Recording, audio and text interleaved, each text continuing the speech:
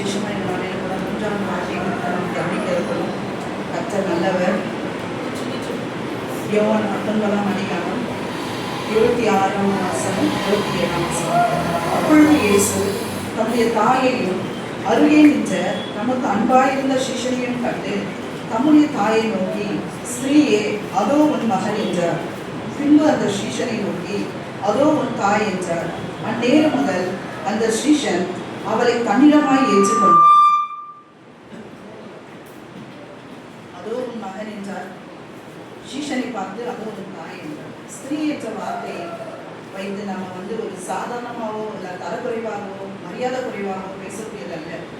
ஸ்திரீ என்ற வார்த்தை ஒரு கனமுள்ள வார்த்தையா இருக்கிறது. அது மிகவும் கனம் கூடியதாக இருக்கிறது. அந்த நாளிலும் கூட பிதாவானவர் அந்த கன்னிகையாக இருந்த மரியாதை பிதாவின் சித்தம் நிறைவேறுவதற்காக அவங்கள தெரிந்தெடுத்தார். பூமியில இயேசு கிறிஸ்து பிறப்பதற்காக அந்த ஸ்திரீ அவங்க தெரிந்தெடுத்து கொண்டார். அது நிமித்தமாய் அவங்க ஒரு கடவுளும் இல்லை, அவங்க ஒரு மனுஷி தான்.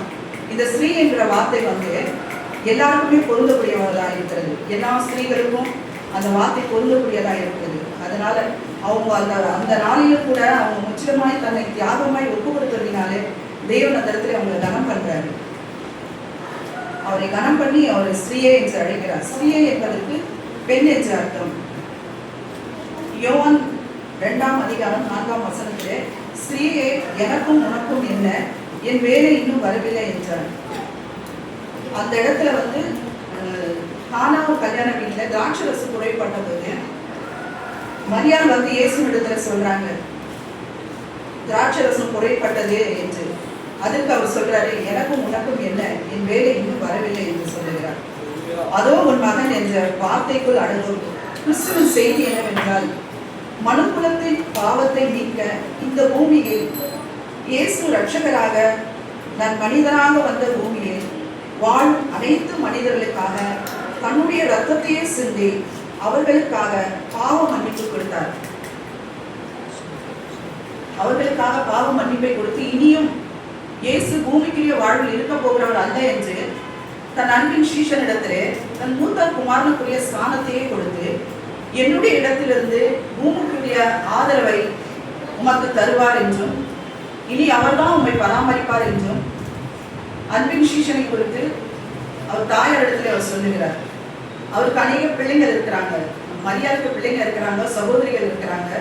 ஆனாலும் கூட அவர் தன்னுடைய சகோதரத்திலே ஒப்பு கொடுக்காம அவர் அந்த அன்பின் சீஷனை நோக்கி அந்த தாயாரை அவரிடத்துல ஒப்பு கொடுக்கும்படிக்கு தேவன் அந்த இடத்துல அன்பின் சீஷனை மாத்திரமே அவர் எப்படியெல்லாம் அவரை பின்பற்றிருப்பாரு, எவ்வளவு உண்மையாய் அவரை பின்பற்றி வந்திருப்பாரு.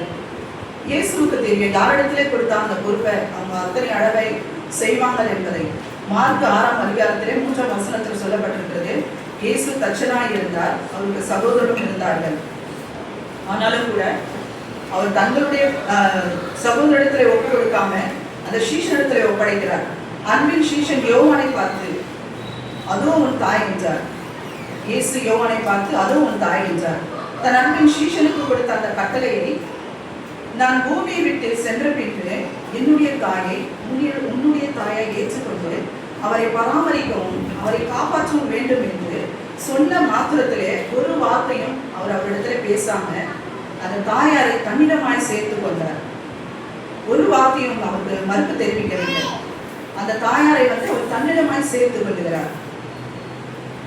தன்னுடைய கடைசி நிமிஷத்திலும் கூட அந்த தாயாரை குறித்து அவர் எவ்வளவு பொறுப்புள்ளவராகவும் அக்கறை உள்ளவராகவும் இருந்திருக்கிறார். அந்த இடத்திலும் கூட தனது பூமிக்குரிய தாயை சரியான பராமரிப்பில் அந்த அன்பின் சீஷனிடத்திலே ஒப்படைத்தார். தன்னை விட்டு பிரியாத அந்த சீஷன் எந்த நேரமும் எந்த சமயமும் அந்த தாயாரும் அந்த சீஷனும் இயேசுவை பின்பற்றிக் கொண்டே இருந்தாங்க. அந்த அன்பின் சீஷனை பார்த்து ஆண்டவர் இப்படியாய் சொல்லுகிறார், என் தாயை உன்னுடைய தாயை ஏற்றுக்கொள்ள வேண்டும், நீதான் அவங்களை பராமரிக்க வேண்டும் என்று சொல்லி இயேசு அந்த நேரத்தில் எவ்வளவு அழகாய் ஞானமா இந்த காரியத்தை செய்திருக்கிறார். அநேகர் பிரமிக்கிறாங்க. இந்த சிலுவையின் பாடுகளுக்கு மத்தியிலும் இவ்வளவு வேதனைகளுக்கு மத்தியிலும் அவர் எப்படி இப்படிப்பட்ட காரியங்களெல்லாம் சிந்திக்கிறாரு. எப்படி அவரால் மாத்திரம் இதை செய்ய முடிகிறது என்று சொல்லி அதை ஏசாயா தீர்க்கதரிசன புஸ்தகம் 53ஆம் அதிகாரம் 13ஆம் வசனத்தை இருக்கிறது. இயேசு எவ்வளவு ஞானம் உள்ளவராய் இருந்தார். இயேசு இதோ என் தாசன் ஞானமாய் நடப்பார் என்று சொல்லியிருக்கிறது.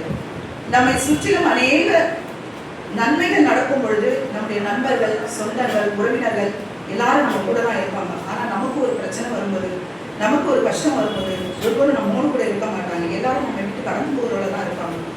இயேசு ஊழியம் செய்த நாட்களில் 3.5 ஆண்டுகள் ஊழியம் செய்த நாட்களிலே அவரை சுற்றி அநேக பேர் இருந்தாங்க. அவருடைய அற்புதத்தை பார்த்தாங்க, அதிசயத்தை பார்த்தாங்க. எல்லாருமே அவர் கூட இருந்தாங்க. அவருடைய சீஷர்களும் 12 சீஷர்களும் அவரோட கூட தான் இருந்தாங்க. ஆனாலும் அவரை கைது செய்ய வரும் பொழுது ஒருவரும் இல்லை அவரிடத்தில். எல்லாரும் அவரை விட்டு ஓடி ஒளிந்து கொள்றாங்க. அவரை என்ன நடக்கும் என்று சொல்லி அவரை பார்த்து ஓடி ஒளிந்து கொள்கிறாங்க எல்லாருமே. அந்த இடத்துல அந்த சீஷன் மாத்திரமே உண்மையான அன்போடு கூட அவரை பின்பற்றி அவர் செய்த அற்புதங்கள், அதிசயங்கள் எவ்வளவாய் அவர் அவரிடத்தில் அன்பு கூர்ந்தார் என்பதை அந்த இடத்துல அவர் நினைவு கொண்டு அந்த இடத்தை விட்டு நீங்காதபடிக்கு அங்கே நின்று கொண்டிருக்கிறார். அவருக்கு பேதுரு என்கிற அந்த சீஷனும் கூட இயேசுவை மறுதலித்து விட்டு போறாரு. யூதாசும் கூட காட்டி கொடுத்து விட்டு போறாரு. மார்க் 14ஆம் அதிகாரம் 50ஆம் வசனம் 51-52 வாலிபர் துப்பட்டியை போர்த்தி கொண்டு அவர் பின்னே போனாராம். இயேசுவின் பின்னே பேதுரு போய் கொண்டிருக்கிறார். அவரை பிடித்து அவரை பிடிக்கும் பொழுது அந்த துப்பட்டியை உதறிவிட்டு ஓடி போறாரு. இன்றைக்கு நாம் எத்தனை பேர் இயேசுவை பின்பற்றுவர்களாக இருப்போம்? எத்தனை பேர் மறுதளிக்கிறவராக இருக்கிறோம்? எத்தனை பேர் காட்டி கொடுக்கிறவர்களாக இருக்கிறோம்? அவருடைய அன்பை பார்க்கிறோம், அவர் செய்கிற அற்புதங்களை பார்க்கிறோம், அவருடைய எல்லா நன்மைகளையும் நம்ம பார்த்து அவரை விட்டு ஓடி போகிறவர்களாக இருக்க போகிறோமா? அல்லது அவரை உண்மையாய் கடைசி வரையிலும் யோவான் சீஷனை போல பின்பற்றுவதாக இருக்க போகிறோமா? அதை நாம் சிந்தித்து தியானிக்கும்படிக்கு அன்பாய் இடத்திலே கேட்டுக்கொள்கிறேன். பஸ்கா விருந்தின் போது இயேசுநாதரின் மார்பில் சாய்ந்து கொண்டிருந்த அந்த அன்பார்ந்த சீஷன் அவருடைய அன்பை உணர்ந்தவனாய் யோவான் 21ஆம் அதிகாரம் 21ஆம் வசனம் 22ஆம் வசனம் யோவானை குறித்து பேதுரு கேட்கிறார் ஆண்டவர் இடத்துல, ஆண்டவரே இவன் காரியம் என்ன? அதற்கு இயேசு சொல்லுகிறார், நான் வரும்பளவும் இவன் இருக்க எனக்கு சித்தமானால் உனக்கு என்ன? நீ என்னை பின்பற்றி வா என்றார். நீ என்னை பின்பற்றி வா என்றார். தனது அன்பின் சீஷன் யோவான் மட்டுமே இந்த சிலுவை நன்றியில நின்று கொண்டிருக்கிறதை அவர் பார்த்து கொண்டிருக்கிறார். அன்பு மட்டுமே அந்த துன்பத்திலும் வேதனையிலும் துயரத்திலும் துணை நிற்கிறதா இருக்கிறது. 1 கொரிந்தியர் 13ஆம் அதிகாரத்தில் நாம் பார்க்கலாம் அன்பை குறித்து. தேவன் அப்படிப்பட்ட அன்பு உள்ளவர்களாய் அவரிடத்தில் இருந்தபடினாலே, அந்த அன்பு அவரோட ஊரில் சென்றதினாலே அவரை விட்டு விலகாதபடிக்கு அவரையே சார்ந்து கொண்டிருந்தார். ஒரு தாய்க்கு தன் சுமந்து பெற்ற பிள்ளை தனது கண் முன்பாகவே ரத்தம் சிந்த அடிக்கப்பட்டு சித்திரவதை செய்யப்பட்டு அலங்கோலமா சிலுவையில தொங்கிக் கொண்டிருக்கிறார். அந்த கோர காட்சியை மரியாள் பார்த்து எவ்வளவாய் வேதனைப்பட்டிருப்பாங்க, எவ்வளவாய் துக்கப்பட்டிருப்பாங்க, எவ்வளவாய் ரத்த கண்ணீர் வடித்திருப்பாங்க. அந்த வேதனை அவங்களால சொல்ல முடியல. ஆனால் இதற்கு முன்பாகவே சிமியோன் தீர்க்கதரிசியின் மூலமாய் அவங்களுக்கு எல்லா காரியங்களும் வெளிப்படுத்தப்பட்டிருக்கிறது.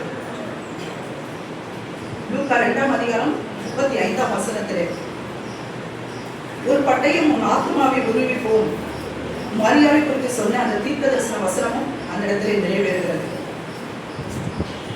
மரியாள் கணவனை இழந்தவராய் அங்கே இருக்கிறார். இயேசு அவளை திக்கற்றவளாக அந்த நேரத்தில் விடாம அவங்களுக்கான ஒரு ஐக்கியத்தையும் ஒரு உறவையும் ஏற்படுத்தி கொடுக்கிறார். தனது தாயை பார்த்து, ஸ்திரீயே அதோ உன் மகன் என்றார். கஞ்சடையாய் காண்பிக்கிறார். அந்த வேதனை நேரத்திலும் அந்த நிறுத்தப்படுகிற நேரத்திலும் கஞ்சடையாய் ஆய்ந்து காண்பிக்கிறார். அந்த சீஷனை பார்த்து அதோ உன் தாய் என்றார். கஞ்சடையை அவர்களை பார்த்து அப்படியாய் சொல்லுகிறார்.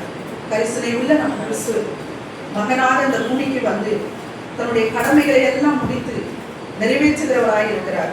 மத்தேயு 12:49-50ஆம் வசனத்திலே இயேசு பேசிக் கொண்டிருக்கும் போது அவருடைய சீஷர்கள் அவரிடத்துல சொல்றாங்க, உங்களை தேடிட்டு உங்க தாயாரும் உங்க சகோதரனும் வந்திருக்காங்க அப்படின்னு. அதற்கு இயேசு என்ன சொல்றாருன்னா, யார் என்னுடைய தாய், என்னுடைய சகோதரன்? என் பிதாவின் சித்தத்தை செய்கிறவன் தானே எனது தாயின் சகோதரமாய் இருக்கிறார் என்று அவர் சொல்றாரு. இயேசு எப்படிப்பட்ட மகனாய் அவர் வாழ்ந்தார் என்றால், இயேசு தனது பெற்றோர் கனம் பண்ணுகிறவராகவும், யாத்திராகமம் 20ஆம் அதிகாரத்தில் 12ஆம் வசனத்தில் சொல்லப்பட்டிருக்கிறது, உபத்திரவத்திலும் உத்தரவாதத்திலும் தன் தாயை அவர் போஷித்தவராகவும் பராமரித்தவராகவும், அவரை எல்லா விதத்திலும் மூத்த மகனாயிருந்து அவங்களுக்கு செய்ய வேண்டிய கடமைகளை எல்லாம் அவர் செய்து முடித்தவராயிருக்கிறார். எபேசியர் 6ஆம் அதிகாரம் 2ஆம் வசனத்தில் நீதிமொழிகளில் கூட பார்க்கலாம். நிறைய காரியங்கள் பெற்றோரை கனம் பண்ணுவதை குறித்து சொல்லப்பட்டிருக்கிறது. இதோ அவர் தேவகுமாரனாக இருந்த போதும் மனுஷகுமாரனாக இருந்த போதும் அவர் தமது வாழ்நாள் முழுவதும் பெற்றோரை கனம் பண்ணுகிறவராக இருந்தார். எத்தனை பேர் இன்றைக்கு நாம் நம்முடைய பெற்றோரை கனப்படுத்துகிறோம்? நம்முடைய பெற்றோருக்கு நாம் செய்ய வேண்டிய கடமைகளை செய்கிறோமா? நம்முடைய பெற்றோரை நாம் ஆதரிக்கிறோமா? கடைசி காலமானாலும் இது சிறு பிள்ளைகளுக்கு மட்டும்தான் இந்த பெற்றோரை கனம் பண்ணுவதற்குரிய காரியம் என்று பலர் நினைக்கிறாங்க. சிறு பிள்ளைகளுக்கு மட்டும் இல்லை, எல்லாருக்குமே, நம்முடைய வயதில் இருக்கிற நமக்கும் தான் இந்த வார்த்தை. அவங்க கஷ்டப்படும் போது, அவங்க நல்லா இருக்கும்போது நம்ம அவங்கள ஆதரிப்போம், அவங்கள பார்ப்போம், பராமரிப்போம். ஆனால் அவங்களுக்கு ஒரு கஷ்டம் வரும்போது அவங்களை ஏழுத்து கூட பார்க்காதபடிக்கு நம்முடைய இருதயங்கள் கடினப்பட்டு போகிறதை கூட இன்றைக்கு அநேக பேர் அப்படி இருக்கிறதையும் கூட நாம் பார்க்கலாம். ஆனால் நாம் அப்படி இருக்கக்கூடாது. நம்முடைய தேவன் எப்படி கடைசி பரியந்தம் நம்முடைய பிதாவுக்கு அவர் கீழ்ப்படிந்தவராய், உண்மையுள்ளவராய், அவர் சொன்ன ஒவ்வொரு காரியத்தையும் நிறைவேற்றுகிறவராய் இருந்தார்.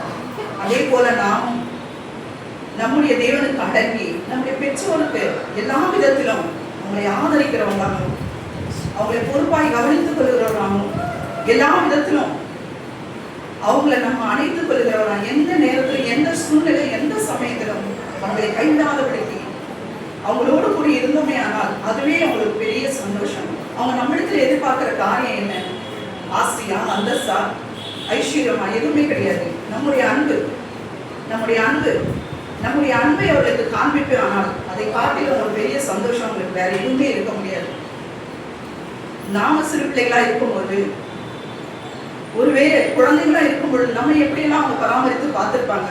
ஐயோ, நம்ம பிள்ளை கீழே விழுந்துடும், நடக்குது, இப்பதான் புதுசா நடக்க ஆரம்பிச்சுட்டே அப்படின்னு சொல்லிட்டு அந்த அளவுக்கு அவங்க நம்மளை பராமரித்து பாதுகாத்து நம்மளை கொண்டு வரும்போது, வயது முதிர்ந்தவா இருக்கும் பொழுது நாமும் அவர்களை அந்த வயதிலே, நம்ம சிறு வயதில் இருக்கிற அதே பிரயாசம் தான் இந்த நாட்களில் அவங்களுக்கு ஏற்படும். அதையும் நாம் உணர்ந்தவர்களாய், தேவனுக்கு உண்மை உள்ளவர்களாய், நாம் இப்படிப்பட்ட காரியங்களை நம்ம பெற்றோருக்கு செய்யாதபடிக்கு நம்முடைய பெற்றோரை எல்லா விதத்திலும் கனம் பண்ணி அவரை தாங்கிக் கொள்ளுகிறவர்களாய், அவரை அணைத்துக் கொள்ளுகிறவர்களாய்,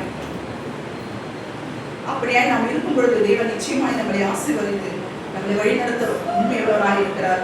அது மாத்திரமல்ல, இந்த சிலுவையின் பாடுகள் நமக்கு எதற்காக?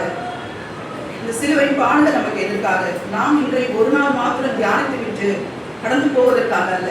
ஒவ்வொரு நாளும் இந்த சிலுவையின் பாடுகளை நம்முடைய கண்முன்பாக நாம் கொண்டு வந்து நிறுத்துவோமானால் நிச்சயமாய் நாம் பாவம் செய்ய மாட்டோம்.